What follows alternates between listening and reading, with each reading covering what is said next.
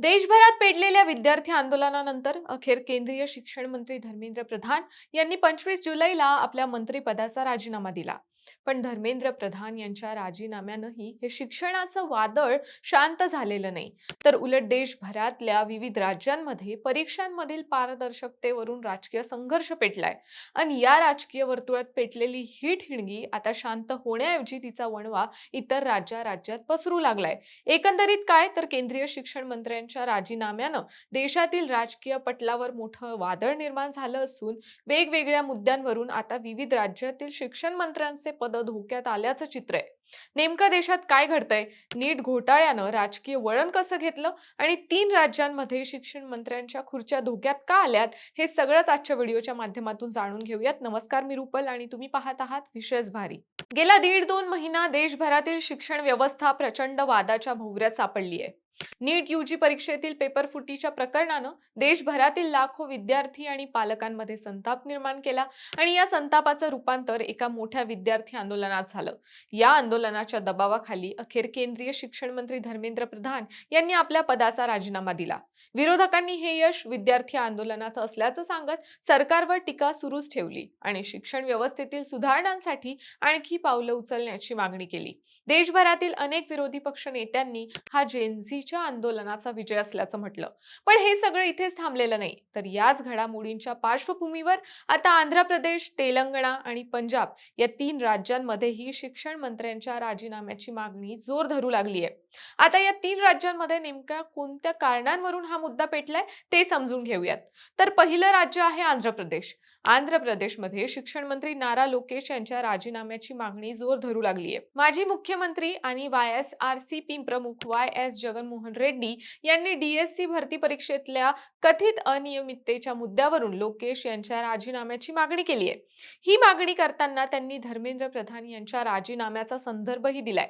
या आंदोलनात DSC घोटाळ्याची CBI चौकशी, नारा लोकेश यांचा राजीनामा, प्रलंबित फी परत देणं आणि बेरोजगारी भत्त्याचे वितरण करणं या प्रमुख मागण्या करण्यात येत आहेत. 3.5 लाख उमेदवारांच्या भविष्याशी खेळणाऱ्या DSC परीक्षेशी संबंधित झालेल्या घोटाळ्याची जबाबदारी घेऊन नारा लोकेश राजीनामा देणार की मुख्यमंत्री चंद्रबाबू नायडू मुलाचा बचाव करणार, असा प्रश्नही त्यांनी उपस्थित केलाय.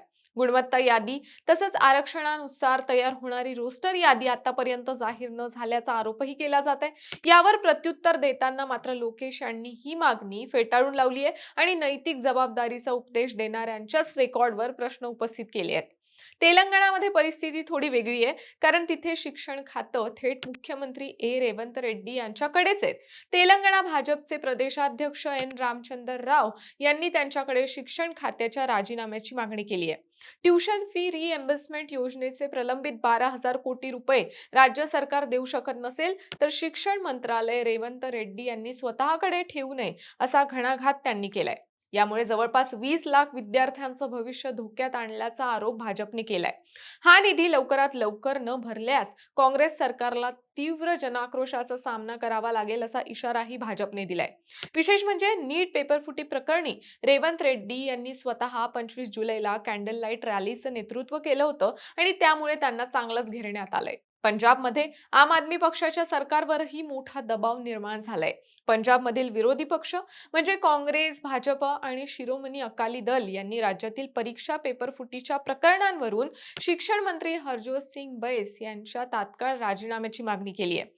भाजप आणि अकाली दलानं आम आदमी पक्षाच्या सरकारच्या काळात किमान 6 वेळा पेपरफुटी झाल्याचा आरोप केलाय आणि बैस यांच्या राजीनाम्याची मागणी लावून धरली आहे. मनीष सिसोदिया यांचा उल्लेख करत दिल्लीचे कॅबिनेट मंत्री मनजिंदर सिंग सिरसा यांनी दावा केलाय की 18 जुलैला जंतर मंतरवर झालेल्या विद्यार्थ्यांच्या आंदोलनादरम्यान सिसोदिया म्हणाले होते की आप सरकारच्या कार्यकाळात पेपरफुटी झाल्यास संबंधित मंत्र्याला पदावरून हटवलं जाईल. पण कथित पेपरफुटीनंतर संबंधित मंत्र्यावर कोणतीही कारवाई करण्यात आलेली नाही.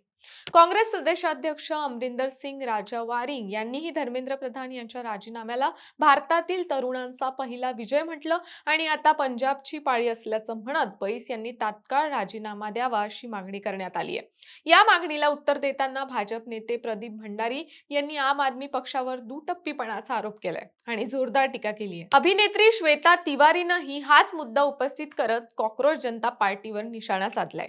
आता तुम्ही पंजाबच्या शिक्षण मंत्र्यांचा राजीनामा घ्यायला कधी जाणार असा प्रश्न तिने विचारलाय.